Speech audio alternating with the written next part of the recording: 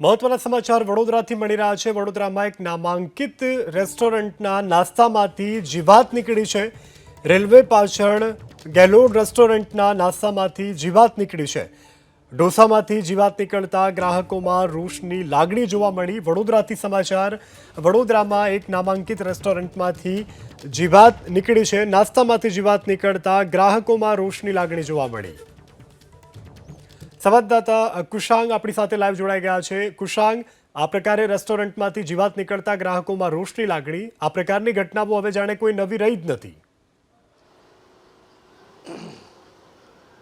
બિલકુલ સવાલ જ ઊભા એ થાય છે કે આખરે નાગરિકો ખાય તો ખાય શું, કારણ કે અમદાવાદમાં જે ઘટના બની તેવી જ ઘટના વડોદરામાં પણ બની છે। વડોદરા રેલવે સ્ટેશન આગળ આવેલી આ રેસ્ટોરન્ટ છે ગેલોડ સ્નેક હાઉસ છે અને ત્યાં આગળ કાર્તિક શાહ નામના નાગરિક પહોંચ્યા હતા।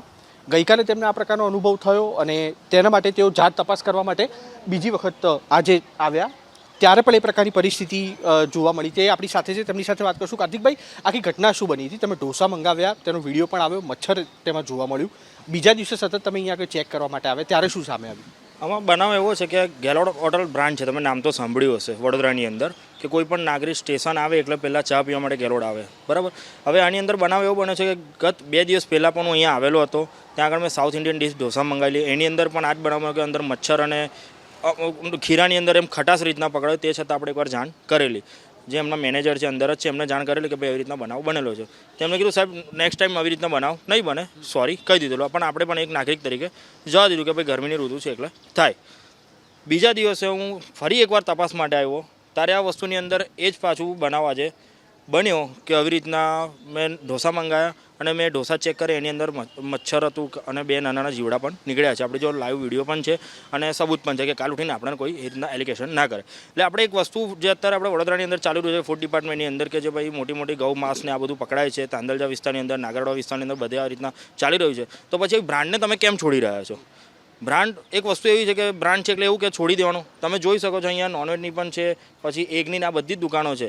અને એક વસ્તુ કહો કે કોઈ પણ નાગરિક અહીંયા વડોદરાની અંદર આવે એટલે કોઈ નાસ્તો કરો, હવે કાલ ઉઠીને કંઈક થઈ ગયું કોઈ પણ નાગરિકને, તો આની જવાબદારી કોણની? કાર્તિકભાઈ, મને એમ કહો, આજે બીજા દિવસે તમને અનુભવ થયો તે પછી તમે મેનેજરને જાણ કરી, તો મેનેજરે તમને શું જવાબ શું આપ્યો? મેનેજરને આપણે જાણ કરી તો કે ખીરાનો પ્રોબ્લેમ છે। હવે એક વસ્તુ કહો કે ખીરાનો પ્રોબ્લેમ હોય કે એનો ઇસ્યુ છે, મેન હોટલ ગેલોડ છે એટલે આપણે ત્યાં આવ્યા હતા। હવે એ મને એવી રીતના સમજાય કે ખીરાનો પ્રોબ્લેમ છે ગરમીની અંદર। હવે ગરમીની અંદર તો કંઈ જીવડા અંદર નથી આવી જવાના। મેનેજર અત્યારે છે હાજર? ના, એ જતા રહ્યા। અચ્છા, જે સ્ટાફ છે એ કોણ છે? એ એમનો અહીંયા જે સુપરવાઇઝર છે એ છે। તેમની સાથે વાત થઈ શકે ખરા? એ સુપરવાઇઝર સાથે પણ વાત કરશું, કારણ કે સીધા જ નાગરિકોના સ્વાસ્થ્ય સાથે ચેડા થતા હોય તો ત્યાં આગળ સ્વાભાવિક રીતે જવાબ માગવો જોઈએ, અને જે સુપरवाइजर છે તે અહીંયા આગળ, आप सुपरवाइजर हो यहाँ पर? हाँ। तो ये लगातार दूसरे दिन क्या हुआ, क्या निकला? को मालूम नहीं है साहब, ये तो सेट आओ तो उनको मालूम है, अपने को नॉलेज नहीं है भाई, अपने को नॉलेज नहीं है। क्या डोसा उन्होंने मंगवाया था, उसके अंदर से कुछ निकला है कुछ? अपने को मालूम नहीं, सेठ को मालूम है। सेठ मैनेजर कहाँ है आप? मैनेजर तो राजा पे है।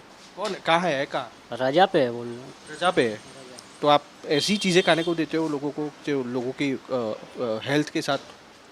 से कुछ नहीं, अपने को ये मालूम नहीं साहब, आप सेठ आओ, सेठ से बात कर सकते। है कर पता है आपको इश्यू पता है क्या हुआ था इनके साथ? पता तो होगा ना, आप जिस तरह से बोल रहे हैं तो उन्होंने भी आपको कंप्लेन तो किया होगा ना, क्या उनके खाने में से कुछ निकला था मच्छर के कुछ? अपने को नॉलेज नहीं है साहब। आप कितने बजे आए? मैं लगभग आया था, आया मैं बैठा, बस उसके बाद ये कितने बजे आए वही पूछ रहा हूँ। अपने को ज़्यादा अपने को नहीं मालूम भाई। आपको मालूम नहीं है? તેમનું કહેવું છે કે તેમને ખબર નથી આખી ઘટનાની, પરંતુ જે વ્યક્તિને આ પ્રકારનો અનુભવ થયો તેમનું કહેવું છે કે એક વખત તેમને અનુભવ થયો હતો, તે પછી તેઓ ખરાઈ કરવા માટે બીજી વખત અહીંયા આગળ પહોંચ્યા અને બીજી વખત પણ તે પ્રકારનો અનુભવ થયો। જે સુપરવાઇઝર છે તે કંઈ કહેવા માટે ઇનકાર કરી રહ્યા છે, મેનેજર અત્યારે હાજર નથી। સવાલ ઊભા એ થાય છે કે આખરે વડોદરા મહાનગરપાલિકાની આરોગ્ય વિભાગની ટીમ ક્યારે અહીંયા આગળ આવશે અને ક્યારે અહીંયા આગળ સેમ્પલ લેશે, કારણ કે રેલવે સ્ટેશનની નજીકનો વિસ્તાર છે અને તેવા સંજોગોમાં જે મુસાફરો અહીંયા આગળ આવતા હોય તો સ્વાભાવિક રીતે નાસ્તો કરવા માટે આવતા હોય છે, પરંતુ તેમના સ્વાસ્થ્ય સાથે ચેડા થઈ રહ્યા છે। ફરી એક વખત કાર્તિકભાઈ સાથે વાત કરશું। કાર્તિકભાઈ, પહેલાં તમે અહીંયા આગળ આવેલા છો ખરા કે આ પ્રથમ વખત તમને અનુભવ? મેં 2 દિવસ પહેલાં આવેલો, હું પ્રથમ જ વાર આવેલો 2 દિવસ પહેલાં, પણ આપણને એક જાણ થઈ કે આપણે એક નાગરિક તરીકે બીજી વાર તપાસ કરવા જઈએ, જાગૃત નાગરિક તરીકે। કેમ કે અત્યારે કોઈ નાગરિકો એકલા ગભરાઈ જાય છે કે ભાઈ હોટલો છે, ભાઈ બધા ટોળા થઈ જાય છે, તે છે, તરત એને જેવો એને ખબર પડી તો એને મારા હાથમાં ડિશ લઈ લીધી। એટલે આપણે એ પહેલાં આપણે એક સબૂત લઈ લીધું કે કાલ ઉઠીને આપણા પર કોઈ એલિગેશન ના થાય। એટલે આપણે એને મેનેજરને જાણ કરી એ કહે છે કે આવું તો બધું ચાલતું રહે કે હોટલો છે। એટલે આપણે એક નાગરિકોને આ જ જાણ કર્યું છે કે ભાઈ એક જાગૃત થાવ, તમે ઘરે પણ જે ફૂડ બનાવો છો એ તમને ખબર છે, એવી રીતના તમે બહાર સારી રીતના ખાવા આવો છો, પણ આ વસ્તુ ખોટી થઈ રહી છે. તો તેમને અનુભવ થયો અને મેનેજરને જાણ કરવામાં આવી, તો મેનેજરે જે ઉડાઉ જવાબ આપ્યો, કહ્યું કે આવું ચાલ્યા કરે, પણ હકીકતમાં આવું ન ચાલે, કારણ કે જ્યારે કોઈ ગ્રાહક અહીંયા આગળ આવતા હોય તો તેમના સ્વાસ્થ્ય સાથે ચેડા થતા હોવાની ઘટના અમદાવાદ બાદ હવે વડોદરામાં પણ સામે આવી છે ને, જેના કારણે જે વ્યક્તિ છે તેમાં પણ એટલો રોષ જોવા મળી રહ્યો છે.